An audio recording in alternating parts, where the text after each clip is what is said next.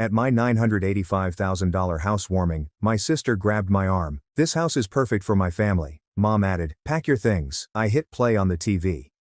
When I watched my sister and mother stroll into the welcoming event for my new house, I knew something was about to happen. A home that mirrored every sacrifice, late night, and ounce of effort I put into creating my IT firm. Nonetheless, the knot in my gut tightened and my skin crawled as I recognized the look in their eyes. The exact expression I saw when I was 21, the night my entire life fell apart. Growing up in Boston, our family seemed to be rather average. Dad works in finance, while Mom operates a boutique with 2 girls and a golden retriever named Buddy. However, as the phrase goes, looks may be deceiving. When I was 13, the cracks started to emerge. Dad walked out, and while the divorce was not very dramatic, what followed next set the stage for years of pure family dysfunction. Camille, 4 years my senior, subsequently married Andrew, an investment banker from a wealthy family. Their wedding was magnificent, but Mom spent more than $65,000 she didn't have, claiming that a daughter only gets married once. I was 20, working 2 jobs, attending community college, and just scraping by to buy my bridesmaid outfit. Then came the babies.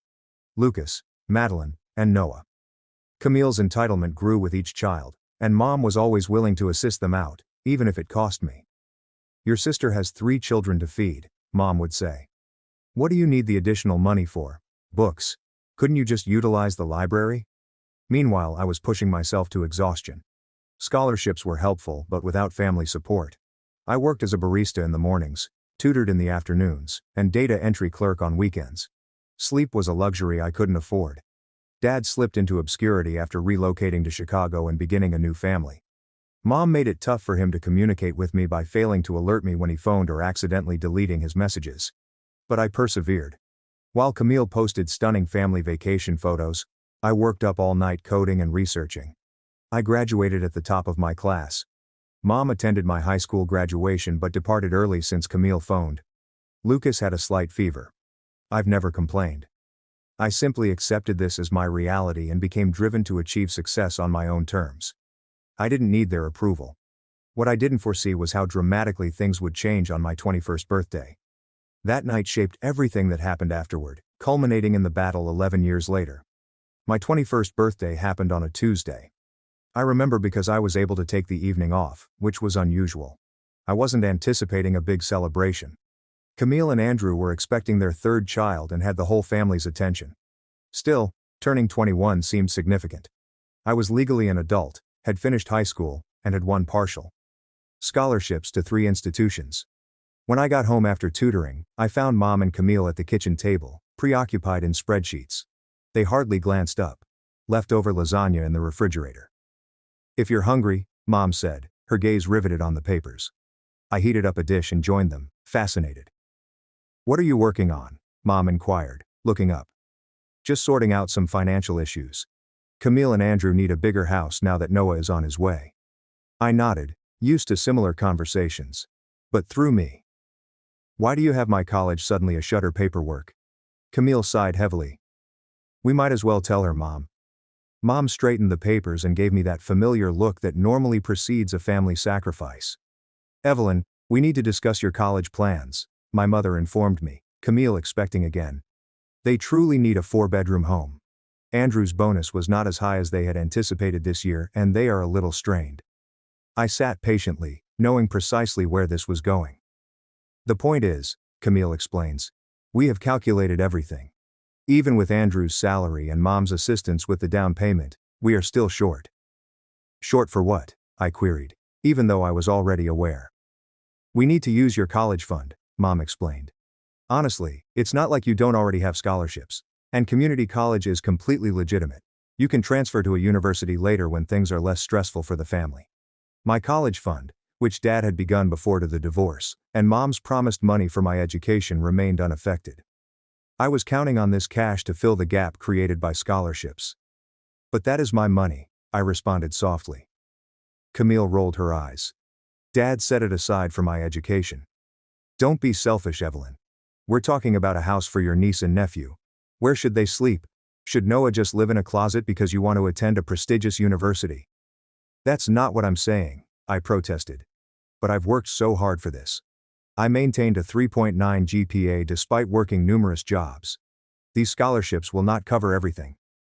You can take out loans like everyone else, Camille shouted. Andrew and I have a mortgage. That is life. Or she might have said, you might live at home and go to community college. That would be a lot more cost-effective. Something inside me moved. A lifetime of compliance and acceptance gave way to utter indignation. No. A single phrase lingered in the air. Mom blinked, anticipating no opposition from me. Excuse me? No, I said more loudly this time. The money is for my studies. Dad. You've laid it aside for me. It's not Camille's house money. Mom's face hardened. Evelyn. This isn't a negotiation. This is what's occurring. Your sister has a family to support. And I have a future to build, I said, my voice shaking. I've earned those scholarships. I worked while keeping flawless grades. Camille chuckled coldly, dismissively. I deserve to use my college fund for college. Oh, please. Assuming you understand anything about genuine responsibility. Try having 3 rushed children before you lecture us on what you deserve. Tears threatened, but I held back. This is not fair, and you know it. Mom got up, scraping her chair. Education is my top priority, I said. That is not incorrect. Well then, Mom responded, folding her arms. If that is your attitude, you have a decision to make. Accept that the money will be used to aid your sister, or pack your bags and embark on your own journey. You're 21 now, after all. An ultimatum hung in the air. Camille grinned, knowing I would back down like I usually did. But something had broken within me. Years of being second best, putting Camille's needs before my own. I stood up softly. I will pack my bags. If I hadn't been so terrified, the surprise on their faces would have been pleasant. Mom definitely did not expect me to choose independence.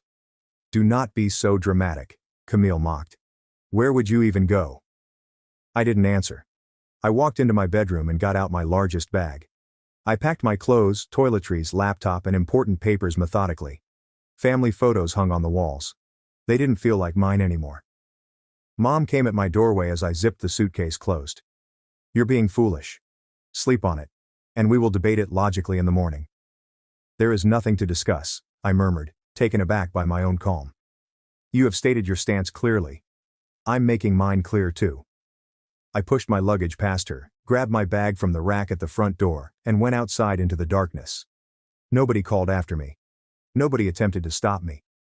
That night I slept in my car in the Walmart parking lot, using my work outfit as a pillow. For 3 weeks, I stuck to that regimen, working 4 jobs, sleeping in my car, and bathing at the gym where I had a discounted membership. I told no one. On the 17th day, my computer science instructor, Professor Helen Whitaker, noticed me sleeping in the library. She gently awakened me and asked if everything was okay. Something in her soft eyes shattered my carefully maintained composure, so I told her everything. That evening she brought me to her home and showed me the guest room. It is yours until you figure things out, she stated simply. No one should have to face this alone. Professor Whitaker became more than simply a teacher. She became my mentor's champion and the first one to believe in me wholeheartedly. She helped me secure further scholarships, walked me through financial aid forms, and provided a critical reference for an internship that would ultimately transform my life. Everything that followed the night I was booted out was influenced by that event. It demonstrated that I was entirely alone, yet that chosen family may be more supportive than biological relatives. Most importantly, it proved my own strength, which I was unaware I possessed until I was forced to acknowledge it. With Professor Whitaker's assistance, I was able to get sufficient financial aid scholarships and part-time jobs to attend a local public university rather than my preferred school. It wasn't Boston University, but it did have a solid computer science program, which I loved. My college experience differed significantly from that of my peers. While others partied and joined clubs, I performed a variety of jobs to stay afloat, including waitressing, manning the university IT help desk, and doing freelance web development projects late at night. Sleep became a luxury, and social interactions were non-existent. Despite my rigorous schedule, I kept a perfect GPA. The computer science curriculum went well, and I found myself supporting classmates who were suffering, one of which was Sophia Tran. Sophia, a smart but distracted individual, became my closest friend and ultimately business partner. We were starkly different in various ways. I was methodical. She was impulsive. I excelled at back-end programming. She had a talent for user experience and design. Together, we were ideal.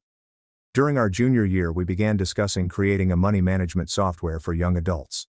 The bulk of current tools were built for folks who were already financially comfortable, not for people like us who were living paycheck to paycheck. We recognized a gap and were eager to address it. We developed a prototype using resources on campus. We named it SEN, an app that allows users to view their spending, automate their savings, and establish responsible credit. Our professors were impressed, but more importantly, our classmates found it very useful.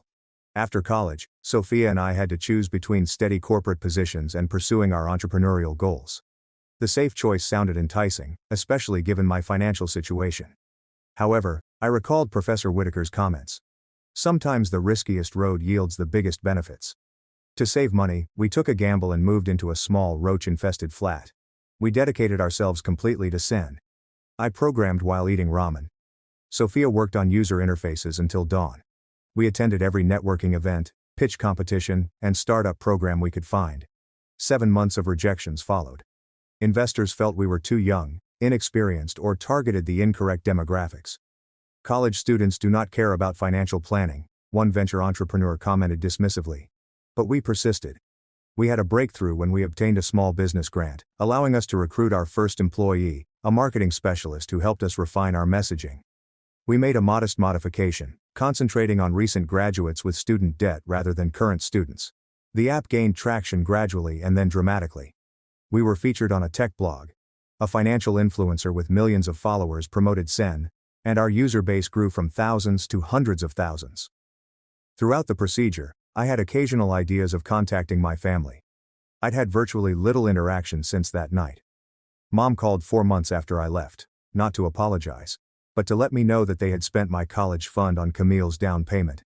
Dad texted me from time to time to check in, but our connection remained distant. Instead, I concentrated on expanding my business and personal life.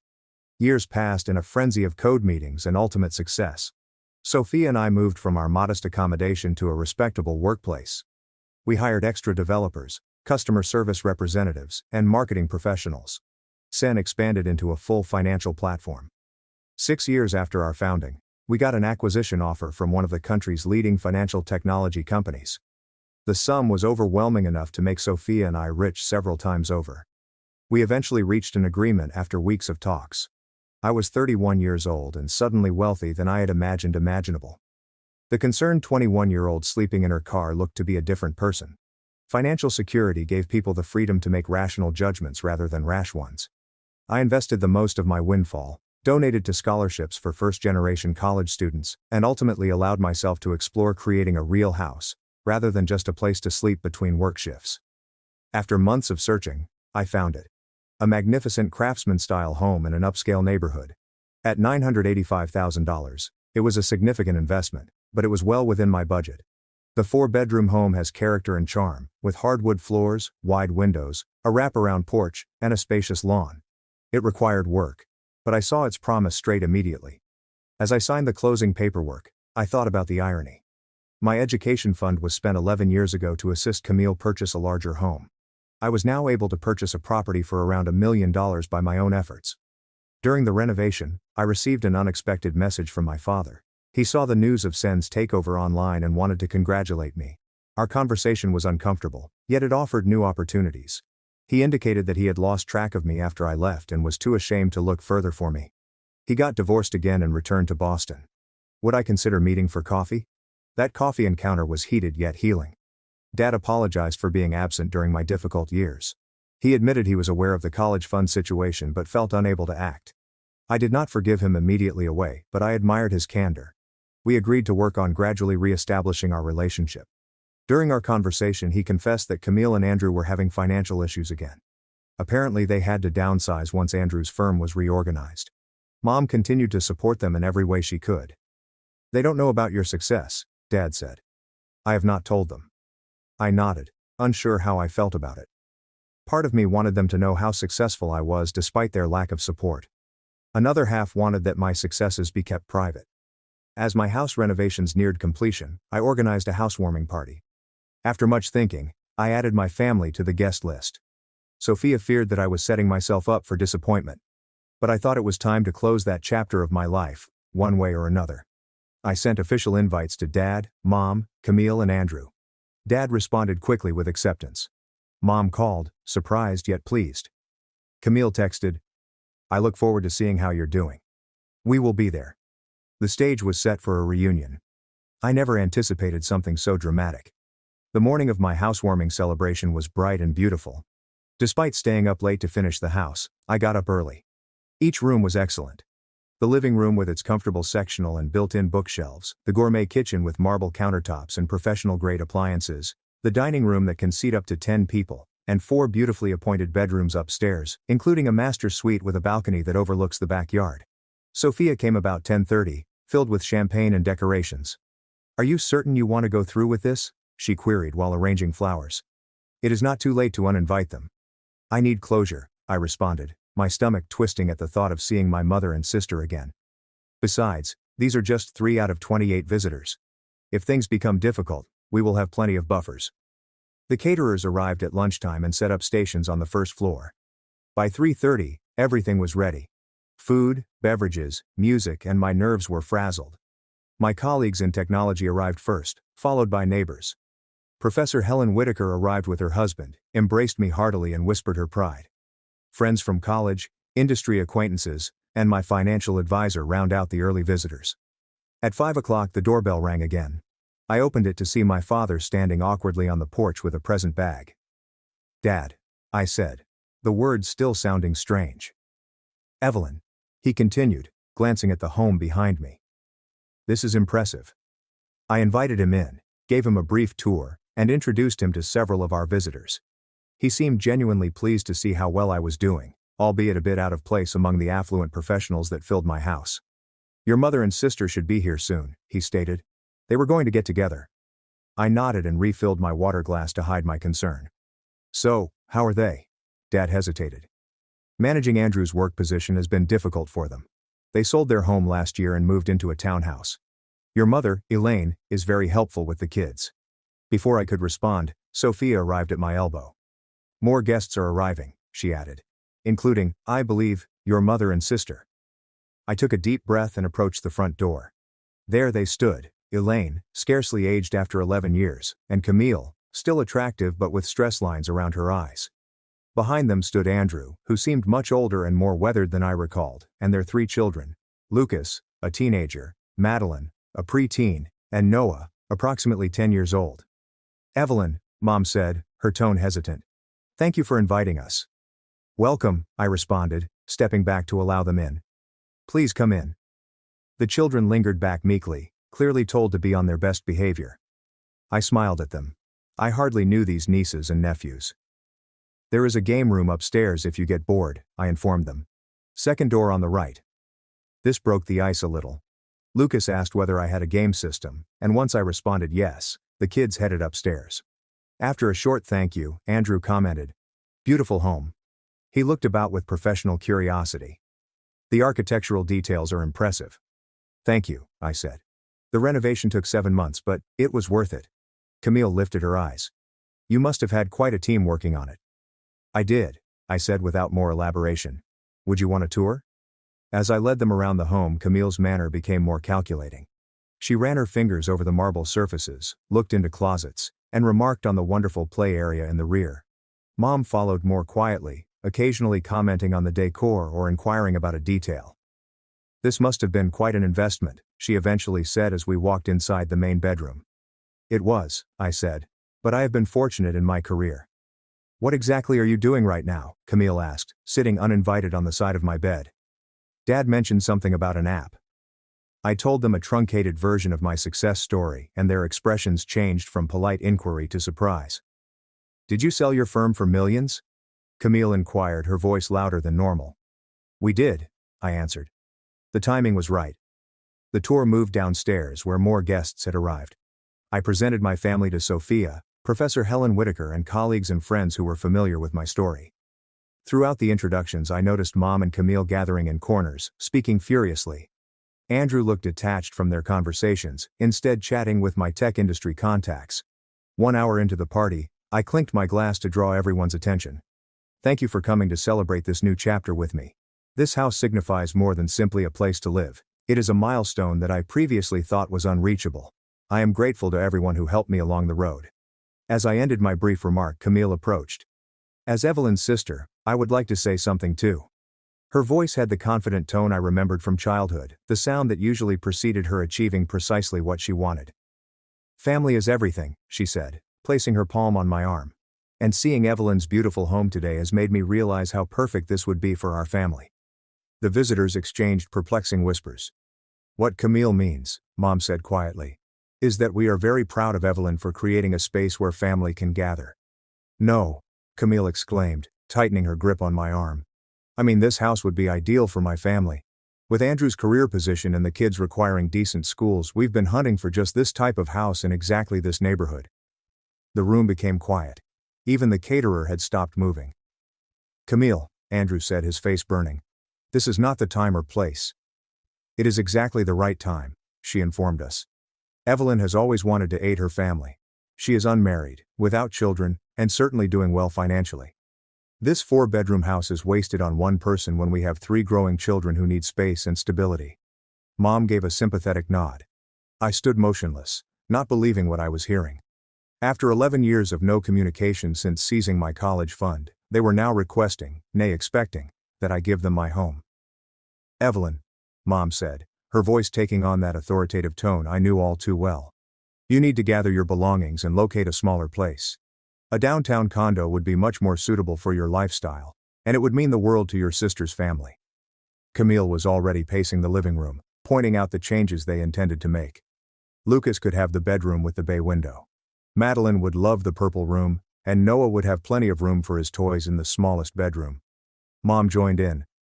After everything Camille has gone through, she deserves this. It is the least you could do as her sister. The room had become completely silent. My visitors looked at us with terrified fascination. Sophia rushed to my side, offering support but remaining silent. I took a deep breath, feeling strangely calm despite the absurd scene that was unfolding. I have something to show you, I said quietly as I collected my phone. I used the smart home system to connect my phone to the large television in the main room. With a few touches, I opened a document and projected it on the screen. What is this? Camille inquired anxiously. This, I explained, is a restraining order I filed 11 years ago after you kicked me out on my 21st birthday. The room fell silent as the legal document appeared on the screen. Even the caterer remained motionless, trays in hand. What are you talking about? Mom's voice broke the silence, full of confusion and outrage. We've never kicked you out. You chose to leave. I maintained a steady voice, years of practice paying off. You issued an ultimatum on my 21st birthday. Except that my college funds would go toward Camille's down payment or pack my bags. I packed my bags. You didn't stop me. That was a disagreement, not an eviction, Camille snorted, her eyes fixed on the document. You are being dramatic. I slept in my car for 3 weeks, I simply explained. In February, in Boston. A murmur spread among the assembled guests. Dad stepped forward, his face pale. I didn't realize it was that bad, he said gently. You never told me. Would it have mattered? I inquired. He made no response to that. I swiped to the next document in my phone. This is more interesting, however. This is why I filed the restraining order. The screen now showed credit reports and loan applications in my name, all from shortly after I left the house. What is this? Andrew inquired, leaning closer to the screen, his financial background assisting him in understanding what he was witnessing before the others. After I left, someone opened 4 credit cards and took out a personal loan in my name, I told the officer. They had my social security number, birth certificate, and enough personal information to answer security questions. The total debt was slightly more than $52,000. Mom's face turned white. Camille became very interested in her wine glass. Fortunately, I added, the detective who assisted me was thorough. Camille used her credit cards at various stores. The loan funds were deposited in an account, which then transferred the exact amount to your joint checking account, Andrew. Andrew carefully turned to face his wife. You told me that money was from your mother, a gift to help with the down payment. It was, says Camille. Mom helped arrange it by committing identity theft against your own daughter. Professor Helen Whitaker interrupted, her intellectual demeanor giving way to protective rage. That is a felony, in case you were not aware. I am sure there has been some mix-up, my mother said. This is the police report I filed, I explained, displaying another document. I had sufficient evidence to file charges for identity theft and fraud. The detective was especially interested in this loan application. I concentrated on a signature where someone attempted to imitate my signature but misspelled my middle name. Camille's hand shook so violently that she had to set down her wineglass. "If you filed charges, why weren't we arrested?" she inquired, her voice lacking conviction. "Because I did not pursue it," I replied simply. "I was 21, terrified, but you were still my family, so I struck a deal with the detective. I would pay off the fraudulent debts myself if they documented everything but refrained from prosecuting." I swiped to another document. "This is proof of payment. Every penny of that $52,000, plus interest, was paid by me over 4 years while I was putting myself through college, working 4 jobs, sleeping 5 hours a night, and eating ramen noodles to survive while paying off debt I had never incurred." Andrew appeared physically ill. "I had no idea," he said softly, his voice barely audible. "Camille told me her parents were helping with the down payment as a gift." "Just one parent," I explained gently. "And it wasn't a gift. It was theft." Mom finally spoke up. "You're twisting everything to make yourself the victim. We've always done everything we could for you. Sometimes families have to make difficult decisions for the greater good." "The greater good?" Dad inquired, his voice rising unexpectedly. "Elaine was 21. Our daughter. And you stole from her." Mom turned on him. "Do not dare to judge me, Thomas. You walked away. You left me to deal with everything." "I left you, not our daughters," he responded. "And I absolutely did not authorize you to steal Evelyn's college fund or commit fraud in her name." "I knew about the college fund," he said, turning to me. "I'm sorry I didn't fight harder for you, but I had no idea about the credit cards and loan." I nodded, accepting his incomplete apologies for what they were. Camille changed her approach after seeing her support crumble. "It was a difficult time," she confessed, tears welling in her eyes. "We had a baby and needed a home. Mom was just trying to help us, and you weren't there to ask." "Maybe," I said. "But that doesn't excuse fraud." I swiped to another document. "Andrew, you might be interested in this too. While investigating the identity theft, I learned a lot about your family finances. These are records of 7 failed business ventures that Camille invested in without your knowledge and with joint funds. The total losses over 9 years exceeded $240,000. Andrew's face turned pale. "Which business ventures?" "Her college friend Brianna's clothing boutique, her cousin's restaurant, and a subscription box service for luxury pet products, among others," I wrote down on paper. "Everyone failed within a year. Everyone received significant investments from your family accounts." "Those were personal loans to friends," Camille explained faintly. "They were going to pay back everything with interest." "Is that why you kept the paperwork hidden?" The room had become uncomfortably tight. Guests were looking for ways out, unsure whether to stay during this clearly private family crisis. "I think," I said loudly, "that we've gotten off track. You came here today to claim my home, assuming that I would once again sacrifice my needs for Camille's desires. I am making it clear that this will never happen again." "So you will throw your own sisters the street?" Mom asked. "Where's your compassion?" "My family out on compassion?" I laughed, but it wasn't funny. "Where was your compassion when I was sleeping in my car during the winter? Where was your compassion when you stole my identity and left me with massive debt before I even started college?" Mom opened her mouth, then closed it again. "I am not throwing anyone out on the street," I clarified softly. "But I will not give up my home. If you require financial assistance, I am happy to discuss setting up education funds for Lucas, Madeline, and Noah.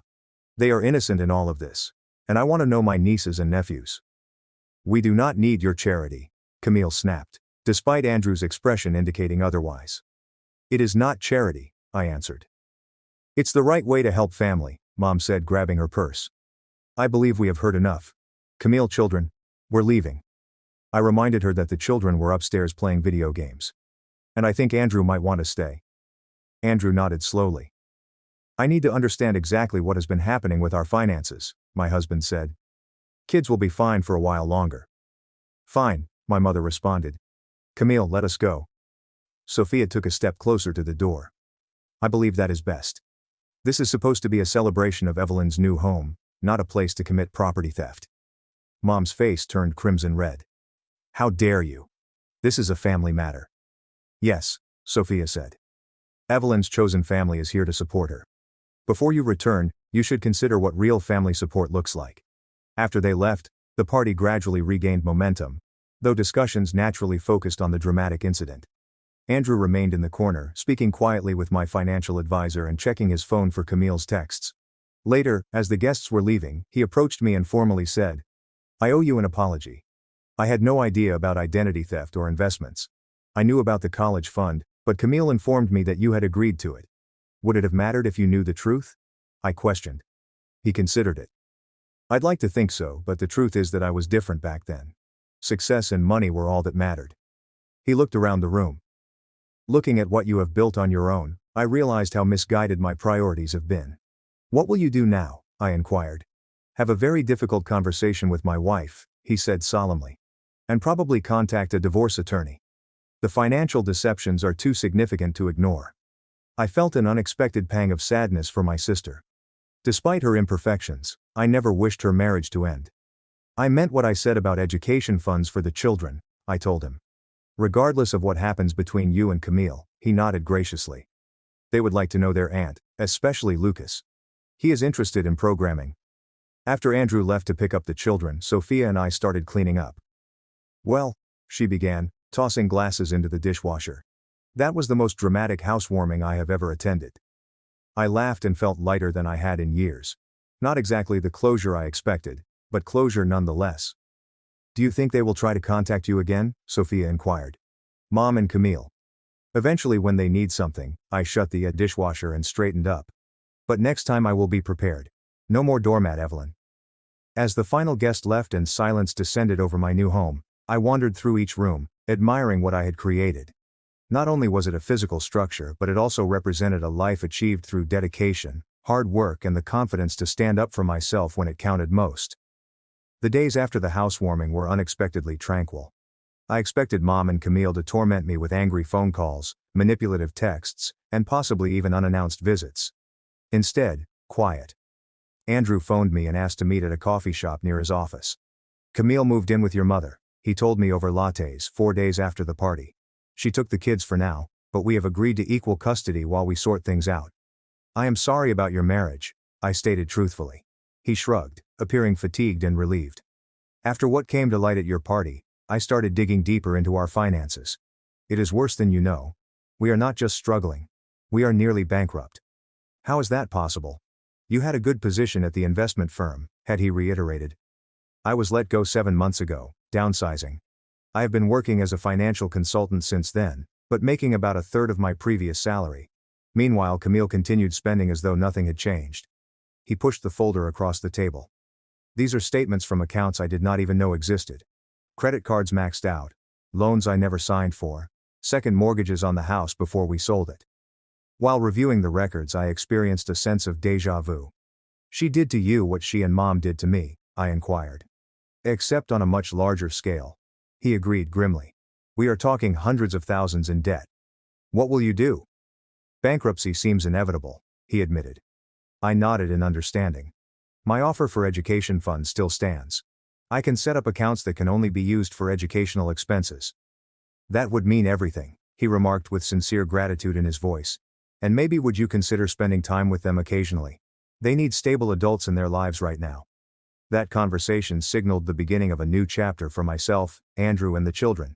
They were intelligent, inquisitive children who withstood their parents' disagreement with surprising perseverance.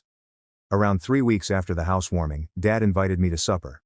Over pasta at a quiet restaurant, he expressed his thoughts on years of family strife. "I failed you," he admitted honestly. "After the divorce, Elaine made it difficult to maintain contact, but that is no excuse. I should have fought harder to stay involved in your life." "Why did you not?" I asked, finally putting my thoughts into words. "After 11 years, he sighed heavily. "Partly guilt. The divorce was my fault. I had an affair with my second wife. Before leaving. Elaine knew, and she used that as leverage to control everything, including access to you girls. This discovery altered my view of our family relationships, but it did not excuse his absence. I also failed to protect your college fund," he added. "It was in a joint account with Elaine. I trusted her to use it appropriately despite our problems. When I found out what happened, I was too ashamed to confront you about it." "You could have helped me when I was sleeping in my car," I stated. "I did not know," he said. "Elaine told me you had moved in with a friend from school. By the time I learned otherwise, months had passed, and you had stopped responding to my messages. We talked for hours that night, clearing up years of misconceptions, half-truths, and downright lies. Dad was not blameless, but I realized he had been manipulated by Mom almost as much as I had. Your mother was not always like this, he clarified. After Camille was born, something changed. She became obsessed with creating a perfect life for her, often at your expense. I tried to balance things to advocate for you, but it only created more conflict. Why the favoritism? I inquired, the question that had plagued my childhood. He pondered this attentively. I think Camille reminded Elaine of herself, the self she wanted to be. Beautiful, socially adept, traditional. You are more like me. Analytical, independent, questioning. And I think that scared her. The first communication from Camille came 3 days after my meal with Dad, a long email that alternated between apology and justification. She admitted to identity theft, but blamed it on financial desperation and her mother's influence. She apologized for the housewarming argument, but insisted that her family's needs took precedence over my luxury. Classic Camille, Sophia observed as I gave her the email, apologizing without actually accepting responsibility. At least she is acknowledging what happened, I said, feeling more generous now that I was safe from her influence. That is progress. Mother's approach was more straightforward. She began phoning every day, leaving voicemails that ranged from angry accusations to sad pleas. Families should forgive each other, she said in one message. We made mistakes, but so have you by embarrassing us in front of your friends. I did not respond to either of them right away. Instead, I focused on setting clear boundaries with my therapist, Dr. Allison Monroe. Your mother and sister exhibit classic patterns of manipulative behavior, Dr. Monroe observed during one session. They are used to you eventually giving in. Your continued boundary setting is unfamiliar and threatening to them. I feel guilty sometimes, I told her. Especially about the kids being caught in the middle. That is natural, she assured me. But remember, you are modeling healthy boundaries for those children, and you are supporting them directly through the education, funds and quality time. That is genuine family support, not the conditional kind you received. Andrew and Camille's circumstances worsened over the course of several weeks. Their divorce proceedings uncovered other financial deceptions. Andrew filed for bankruptcy as planned. Camille and the children remained in Mom's modest home, which had become cramped and tense. 7 months after the housewarming, Andrew got a better job at a smaller company and rented a 3-bedroom apartment. The custody arrangement granted him access to the children every other week. Throughout his weeks, I would pay Lucas several visits, assisting him with programming assignments or simply offering another supportive adult presence. During one of these encounters, Andrew mentioned that Camille had started therapy. Her therapist suggested it might help with the divorce and financial issues. I am skeptical about her commitment, but it is a start, he told me. Around the same time, I finally agreed to meet Mom for coffee. The conversation was difficult, but respectful. She had aged significantly in the 7 months since the celebration. Living with Camille and the children is challenging, she told me. There is no privacy, no peace, and her spending habits. She paused, shaking her head. You enabled those habits, I kindly pointed out. I wanted her to have everything I did not, Mom explained, an uncommon example of self-awareness. I grew up poor, wore hand-me-downs, never had the nice things other girls had. I swore my daughter would have better. You had 2 daughters, I reminded her.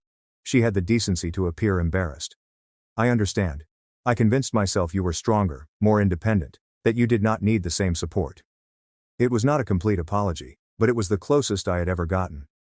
This decades-long pattern of financial deception taught me that Mom's behavior was more than just favoritism. It revealed underlying issues of control, entitlement, and possibly untreated mental health problems. Meanwhile, Camille's therapy looked to be generating actual results. Our weekly meals with the kids moved from awkward to cautiously enjoyable. She got a job as an administrative assistant at a local company, her first serious job since marriage, and moved into a modest apartment when living with Mom became too expensive for both of them. I have never learned to stand on my own, she admitted at one of our discussions. Mom did everything for me. Then Andrew took over. When everything fell apart, I had no idea how to function independently. I felt an unexpected sense of compassion as I saw her struggle with fundamental adult chores like budgeting, meal planning, and home maintenance. Camille, like me, had been a victim of Mom's dysfunction, albeit in a different way. Her golden child status had hampered her ability to build resilience and self-sufficiency. The children adapted to their new situation with surprising adaptability. Lucas, now 12, thrived in the coding group I introduced him to. Madeline acquired a fascination for science that neither Camille nor Andrew had recognized. Noah's dinosaur passion grew into a more general interest in natural history. I established college funds for each of them, with the condition that the funds be spent solely for educational purposes, a safeguard against history repeating itself. Andrew and I formed an unexpected friendship based on mutual respect. He confronted the financial calamity full-on, gradually repairing his credit and profession while becoming a more present father than he had ever been during his marriage. The bankruptcy was humiliating, he admitted, but freeing. Not all relationships could be saved, however. Mom continued to avoid actual accountability, alternating between superficial apologies and sly explanations. During one especially challenging meal, she mentioned that my success was owed in part to her tough love style. If we had not pushed you out of the nest, would you have developed the same drive, she wondered, as if my homelessness had been a deliberate teaching moment rather than abandonment. I cautiously set down my fork. That is like saying abuse makes people stronger. Some survive despite it, not because of it. I succeeded in spite of how you treated me. Not because of it. She swiftly changed the subject, as she was always uncomfortable with direct confrontation. These incidents confirmed Dr. Monroe's assessment that while Mom may change her conduct to preserve contact, true remorse or insight may never arrive. Some people are not capable of the depth of self-reflection necessary for genuine change. You can adjust your expectations accordingly, Dr. Monroe told me, and decide what kind of limited relationship, if any, serves your well-being. By the time my house's 18-month anniversary neared, I had set clear guidelines for family interaction. Monthly lunches with Camille and the kids, occasional coffees with Mom, regular dinners with Dad, and more frequent time with the kids during Andrew's custody weeks. To commemorate the event, I arranged a small gathering in stark contrast to the previous year's grand housewarming. Sophia accompanied her new fiancé. Professor Helen Whitaker and her husband attended. Dad arrived with Rebecca, their relationship now serious. Andrew brought the kids for a few hours. Even Camille made a brief and charming visit. Mom was noticeably absent, her choice after I declined to invite certain toxic family friends she insisted on including. It was a little but crucial win in keeping my boundaries. And, as the evening progressed and people had dessert on the patio, Lucas approached me with his laptop. Aunt Evelyn, can you look at my code? I am trying to build a game, but the graphics will not render properly. We sat on the porch swing, solving his JavaScript issues as fireflies blinked in the coming dusk. The simple moment, an aunt assisting her nephew, family members supporting one another in healthy ways, brought tears to my eyes which I quickly wiped away. Are you okay? Lucas inquired, noting my emotion. More than okay, I told him. Just happy you're here. Later that night when everyone had left, I wandered through my home, which was genuinely mine in every way. The house had become a haven, not only from the outer world, but also from the harmful family habits that had nearly ruined me. Within these confines, I had created new rituals, connections, and a new understanding of family that was based on mutual respect rather than duty or manipulation. My journey from sleeping in my van at 21 to owning this lovely home at 31 was not solely about financial gain. It was about reclaiming my worth, setting healthy boundaries and creating a life that reflected my ideals rather than others' expectations. My ties with my family would most certainly remain complex. Mom may never fully admit the devastation she has caused. Camille's growth potential may be limited. Dad's attempts to make amends could not undo years of absence. However, I no longer required their validation or approval to feel whole. The terrified 21-year-old who drove away from her childhood home with nowhere to go had discovered not just safety, but also strength. She had realized that family is sometimes chosen rather than born, and that standing in your truth, no matter how difficult, results in genuine connection rather than a hollow performance of obligation. As I sat on my veranda with a cup of tea, watching the stars appear in the summer sky, I felt tremendous serenity. The voyage had not been easy, but it had taken me exactly where I needed to be. Home, in all senses of the word.